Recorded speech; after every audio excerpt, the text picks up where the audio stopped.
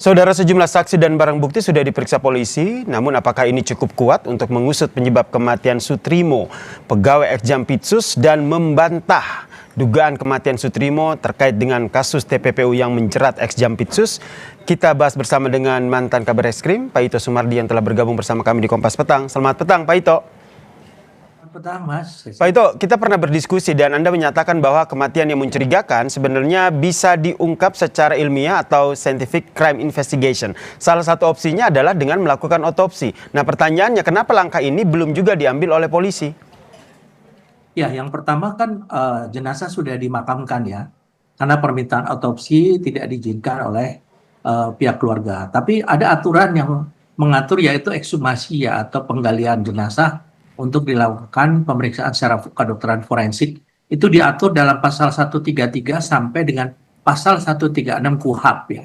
Saya kira ini akan menjadi pedoman. Kemudian betul yang disampaikan Mas Hamid ya, kembali Usman Hamid, bahwa persyaratannya apa? Syaratnya pertama adalah adanya surat perintah permintaan tertulis dari penyidik ya.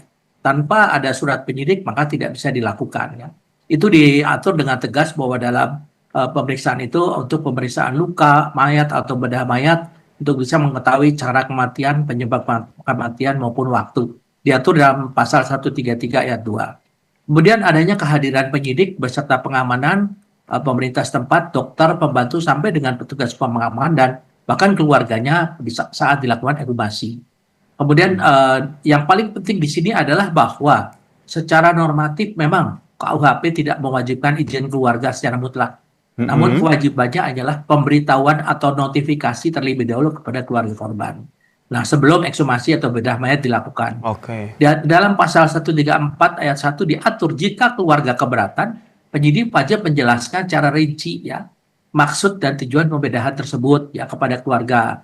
Namun apabila dalam waktu 2 hari tidak ada tanggapan dari keluarga atau pihak yang lebih tahu, tidak ditemukan, penyidik tetap dapat melaksanakan ekshumasi sesuai pasal 133 ayat 3 KUHP. Jadi kalau di dalam yang tadi disampaikan bahwa kalaupun keluarga keberatan tapi pihak kepolisian, karena ini adalah kasus yang menyedot perhatian masyarakat untuk menghilangkan spekulasi di masyarakat, karena kita kasihan juga kalau memang yang bersangkutan itu atau almarhum meninggal secara normal ya, atau kemudian dikait-kaitkan dengan kasus besar yang saat ini sedang diungkapkan. Tentu ini juga kasihan juga ya, ini tentunya kita melanggar azas due process of law. Tapi kalau ini terkait, tentunya ini akan bisa menjadi bahan bagi penyidik yang sedang menangani kasus besar ini, sehingga spekulasi publik ini dapat ditepis ya. Jadi saya kira di sini penyidik pun saat ini mengambil opsi, pasti akan mengambil opsi, kalau memang untuk membuat terang satu perkara, kan dalam proses penyidikan membuat terang satu perkara. Ini kita bisa memberikan satu kepastian penyebab daripada kematian saudara almarhum Sutrimo ini, apakah memang merupakan kematian wajar atau tidak. Satu-satunya adalah harus melalui opsinya adalah forensik ya. Jadi kan ada visum klinis, ada visum forensik ya. Jadi kalau visum klinis itu kalau orang di rumah sakit misalnya sakit meninggal, itu adalah dilakukan visum secara klinis. Tapi kalau forensik ini adalah untuk kepentingan penyidikan. Jadi persyaratan utama adalah harus ada permintaan tertulis daripada penyidik. Kalau misalnya keluarga tidak mengizinkan, ya selama 2 hari, kita tentunya kita juga harus memberikan pemahaman kepada keluarga. Pentingnya keluarga juga mengetahui apakah korban itu adalah kematiannya wajar atau tidak. Sehingga secara aturan sebenarnya penyidik punya cara begitu ya, punya kewajiban untuk punya hak untuk melakukan itu, namun sesuai dengan proses hukum yang tadi Anda jelaskan. Kalau menurut Anda sebagai mantan Kabar Eskrim, sebenarnya ini kan kalau kita lihat juga sudah hampir 11 hari begitu pasca ditemukan meninggal. Prosesnya apakah ini cukup lama atau menurut Anda ini sudah memang sesuai dengan prosedur? Ya kan penyidik tentunya juga harus berhati-hati dan cermat ya. Karena ini kait-kaitannya dengan kasus besar yang menjadi perhatian masyarakat. Penyidik juga tidak mau disalahkan seolah-olah ada sesuatu yang memiliki tendensius tertentu. Jadi di sini pun dalam hal ekshumasi nanti, penyidik wajib untuk melibatkan untuk lembaga independen. Misalnya Kompolnas, kemudian Komnas HAM, dan juga Komjak, karena sekarang kan yang menangani adalah pihak kejaksaan. Sehingga di sini ada hasil yang betul-betul bisa memastikan bahwa kematian korban sebagai saksi yang kalau masih hidup adalah merupakan saksi kunci ya. Nah, ini tentunya tidak ada kaitannya dengan permasalahannya saat ini sedang ditangani. Jadi ini sangat penting ya Mas Yasir ya. Kalau tidak, publik pasti akan selalu bertanya-tanya seolah-olah ada kaitannya. Dan ini kan Oke. kepada keluarga pihak tersangka juga kasihan ya. Tapi kalau misalnya memang ada keterkaitan dengan pihak tersangka, ini sesuatu bukti ya, tentunya hasil visum et repertum yang diperoleh dari hasil ekshumasi akan menjadi alat bukti nanti di pengadilan. Sehingga Anda Jadi kalau sebagai ex-Kabar Eskrim juga sebenarnya juga ikut mendorong kalau seandainya kasus ini biar terang benderang, tidak ada spekulasi dan juga bola liar, baiknya polisi melakukan ekshumasi saja untuk mengungkap sangat apa sebenarnya penyebab dari kematian sangat Sutrimo ini. betul, betul. Itu yang menurut saya sangat mendukung ya, dan saya tentunya sangat berharap.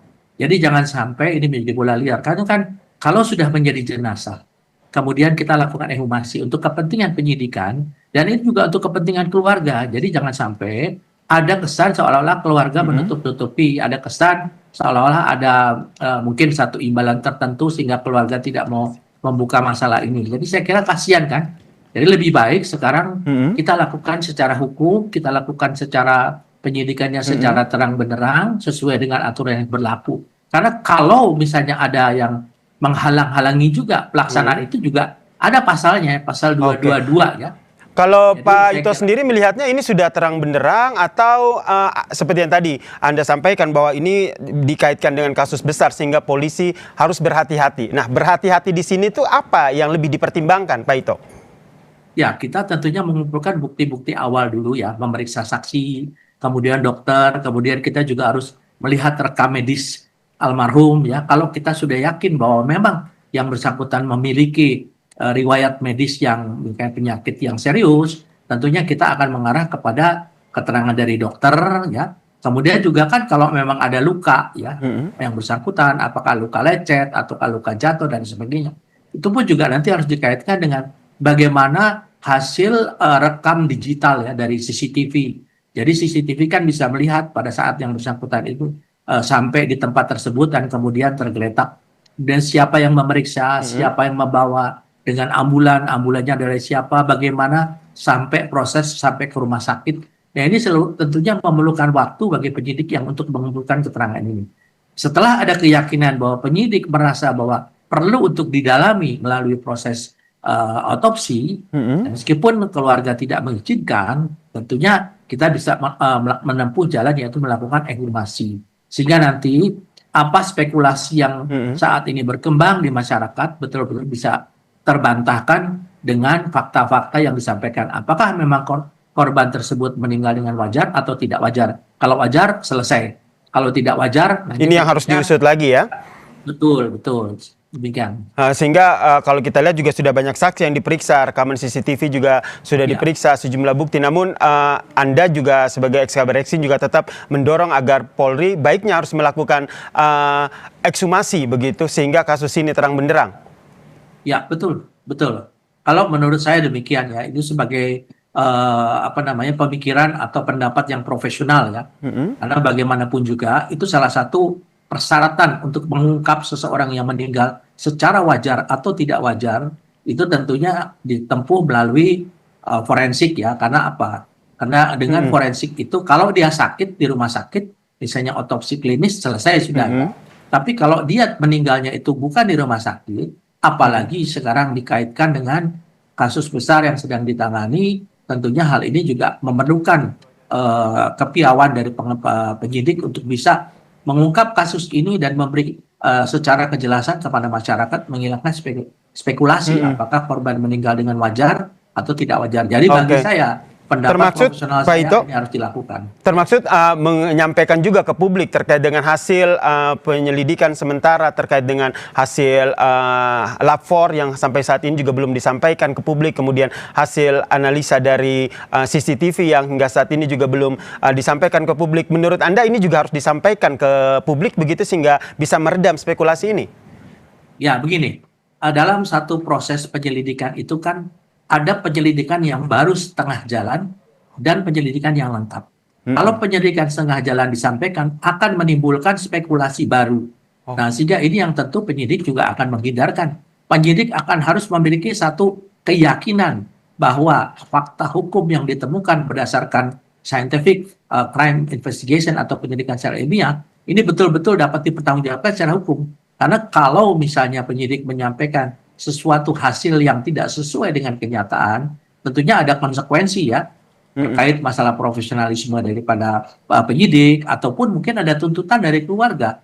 Nah, ini harus dihindarkan sehingga sekarang belum waktunya menurut saya disampaikan karena ini kan masih merupakan penyelidikan awal yang berasal dari barang bukti yang ada di luar, tapi belum kepada fisik. Kan yang bersangkutan meninggal. Nah, yang bisa menentukan penyebabnya, kemudian dengan alat apa mungkin yang bersangkutan meninggal, caranya bagaimana, waktunya meninggal, ya ini semuanya harus ditempuh dengan yang tadi seperti disampaikan ya, analisa forensik, ekshumasi dan juga otopsi ya. Ini berdasarkan penyelidikan yang baik dan juga mengacu pada scientific crime investigation ya. Nah, ini yang kita nantikan Pak Ito, apakah langkah yang nantinya akan diambil oleh polisi untuk mengungkap kasus ini sehingga tidak melebar kemana-mana begitu terkait dengan kematian pegawai ex Jampitsus Sutrimo ini. Terima kasih Pak Ito atas perspektifnya di Kompas Petang.